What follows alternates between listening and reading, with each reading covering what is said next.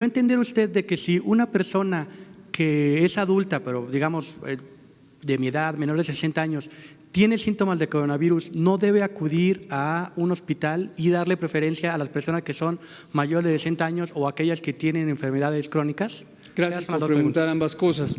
En el caso de España y también los otros países que mostramos y otros que no estamos mostrando, pasan por las mismas fases, por los mismos escenarios. Estos escenarios, por esa razón, la Organización Mundial de la Salud, en su documento técnico del 7 de marzo, los ha presentado para todo el mundo.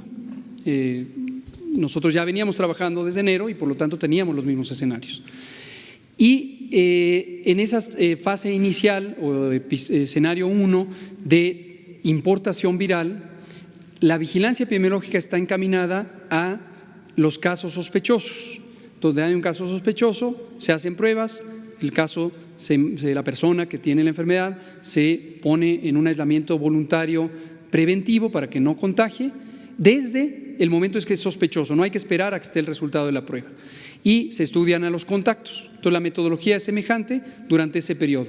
Cuando se cambia de fase o de escenario y se entra al escenario de transmisión comunitaria, los métodos de vigilancia cambian necesariamente porque el fenómeno empieza a ser más y más grande. Hay ya cientos de casos, como hemos dicho, habrá en su momento en México, y esto lo que lleva es a que ya no es útil para la salud pública el estar identificando cada uno de los casos, porque las medidas de prevención y control son colectivas.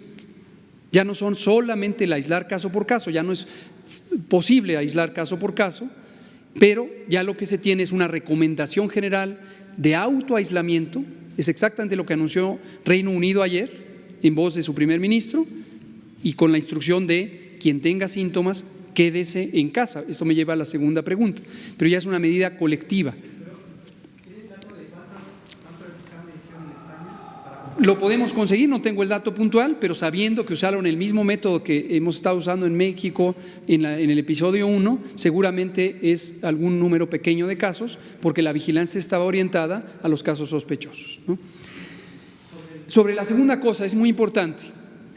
De esta falsedad y distorsión que se hizo del comunicado de nuestra unidad de inteligencia, vamos a aclarar.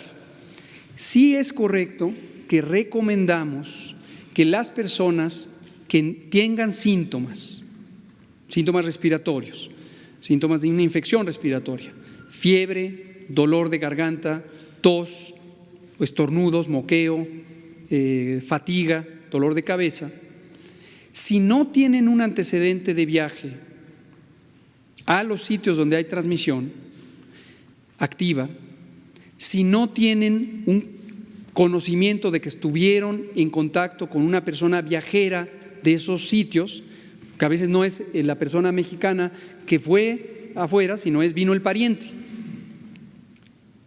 Si no tienen ese conocimiento y no tienen las condiciones de riesgo para complicarse, mayores de edad, mayores de 60 años, menores de 5 años, mujeres embarazadas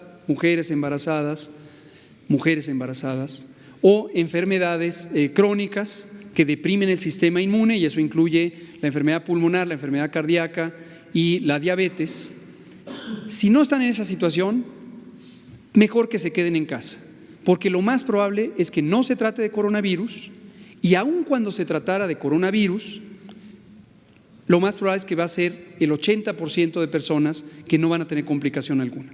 Ahora, quien sí tiene mayor de edad, mayor de 60, menor de 5, mujer embarazada o enfermedades crónicas, tenga la precaución, y destacamos a los adultos mayores, tenga la precaución de tempranamente acudir a las unidades de salud.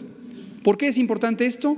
Porque así se le da prioridad a quien tiene mayor riesgo, no se obstaculiza la atención de esas personas por otras personas que, aunque obviamente tienen derecho a la atención de la salud, médicamente no es indispensable que sean valorados.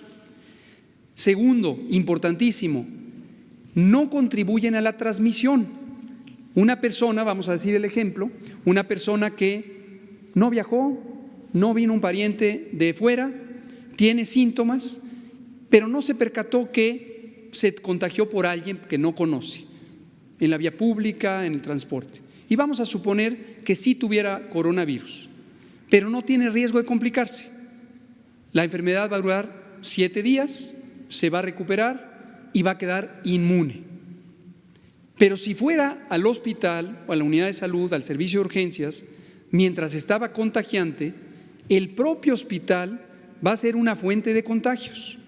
Entonces, al hacer esta medida de que si no se tiene riesgo de complicaciones, porque no se tienen estas características, entonces la persona contribuye a la salud de toda la población, ¿sí? Pongo el ejemplo específico del INER, nuestro muy querido y respetado Instituto Nacional de Enfermedades Respiratorias. Está en este momento saturándose, sobre todo el servicio de urgencias, no la hospitalización, pero sí el servicio de urgencias. Y esto precisamente revela que la gran mayoría de personas con coronavirus, que ha habido muy pocas, las que hemos documentado, y la enorme mayoría casos sospechosos o ni siquiera casos sospechosos, son en las enfermedades comunes de la temporada invernal, pero se está saturando. Entonces, no todo el mundo tiene que ir al INER, al Instituto Nacional de Enfermedades Respiratorias. Obviamente, quien está en los estados le cuesta trabajo venir acá, pero quien vive en la ciudad no tiene que ir al Instituto Nacional de Enfermedades Respiratorias. Puede ir a cualquier unidad de salud, donde el personal competente va a identificar si hay riesgo y le dará las recomendaciones, si no hay riesgo de complicación y le dará las recomendaciones. ¿De acuerdo? Vamos a tener